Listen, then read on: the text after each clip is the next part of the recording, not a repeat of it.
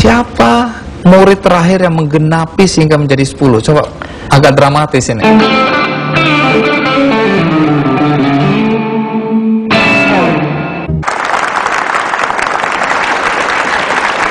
Terima kasih Anda di rumah dan di studio masih bersama saya di acara Kikendi, dan topik yang kita bahas mengenai sebuah buku yang menginspirasi banyak orang.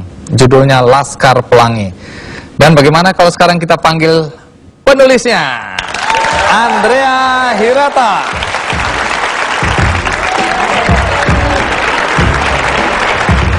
Halo. Terima kasih. Silakan.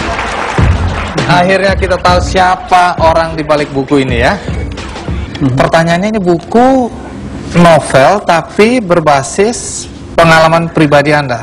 Ini cerita tentang 10 anak di sebuah SD yang sudah mau roboh, dan kalau malam gedung sekolahnya dipakai untuk menyimpan ternak. Menuduhi ternak. Jadi apa bedanya Anda sama ternak? Dan murid-muridnya tidak pakai sepatu, kadang-kadang pakai sepatu plastik. Iya. Kemudian kancing bajunya copot semua. Dan apa yang Anda ceritakan lagi di dalam buku ini?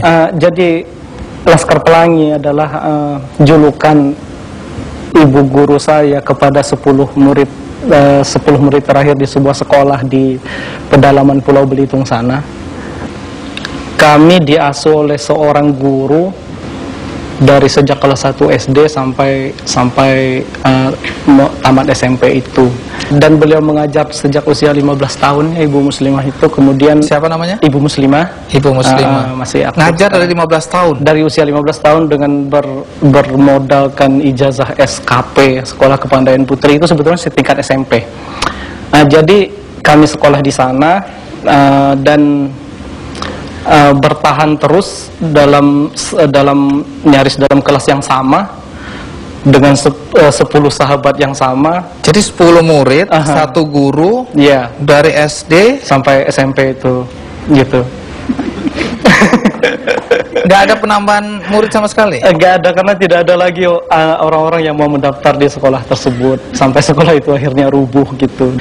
Dan kami juga dulu kalau ujian atau ulangan gitu dititipkan ke sekolah lain yang jauh gitu. Karena sebetulnya secara administratif sekolah itu nyaris tidak ada. Secara formal itu tidak ada. Ini hanya karena inisiatif seorang guru yang Ibu Muslimah ini. Ya. Ini menarik, saya baca. Siapa murid terakhir yang menggenapi sehingga menjadi 10? Coba, agak dramatis ini. Jadi pada hari pendaftaran pertama sudah hampir siang, itu muridnya itu tidak genap 10. Jadi sekolah tua ini harus bubar nih karena kurang dari 10. Kemudian ketika pada sudah saat kritis, tidak sampai 10 murid, tiba-tiba muncul seorang murid yang mau mendaftar.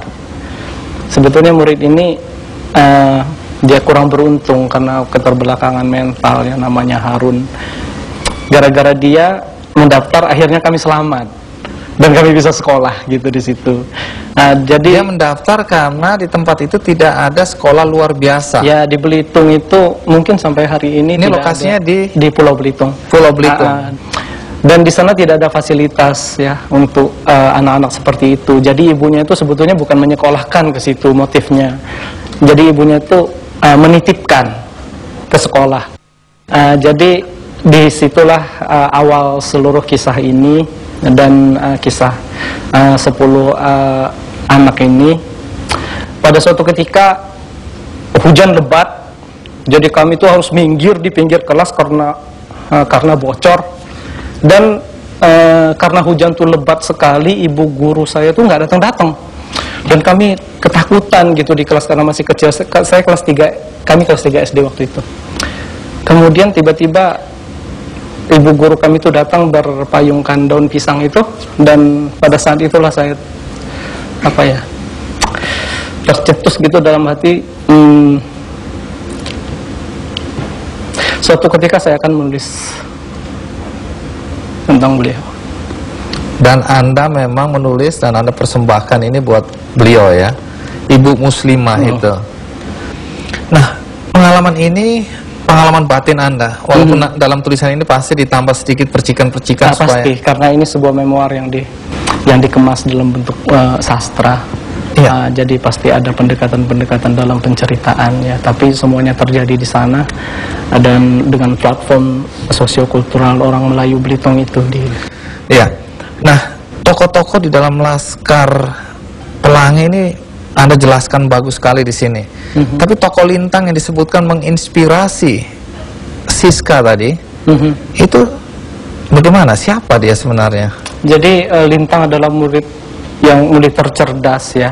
Paling pintar dia ya. Jadi kawan sebangku saya. Bukan berarti Anda ikut-ikut cerdas kan? Dia mau memaksakan kita menganggap dia juga cerdas. Ya. Belum tentu. Tapi saya ranking 2 dan saya ranking 2. Ranking 2. Ranking 2 itu abadi ya. Ranking 2 saya itu abadi, saya gambarkan seperti lukisan ibu menggendong anak di bulan gitu. Saya berusaha menyaingi Lintang setengah mati gitu. Ya, saya selalu nomor 2. Lintang nomor 1. Iya, tapi saya selalu tidak ada suasana kompetisi yang jealous gitu ya, karena Lintang orang yang berjiwa besar, dan sebetulnya sepanjang hidup saya terinspirasi oleh Lintang gitu. Gitu. Anda sendiri orang tua kerja di mana? Orang tua saya kuli di PN Timah.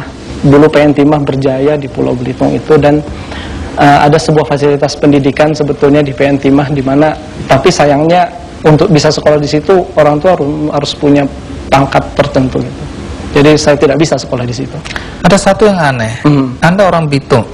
Ya, namanya kok Andrea Hirata?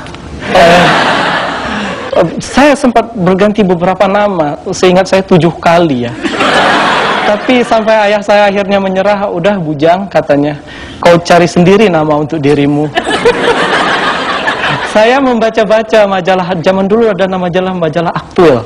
Terus dari saya Bandung ya, majalah musik. Di situ ada nama seseorang, ada berita tentang seorang wanita Italia yang agak kurang sehat pikirannya.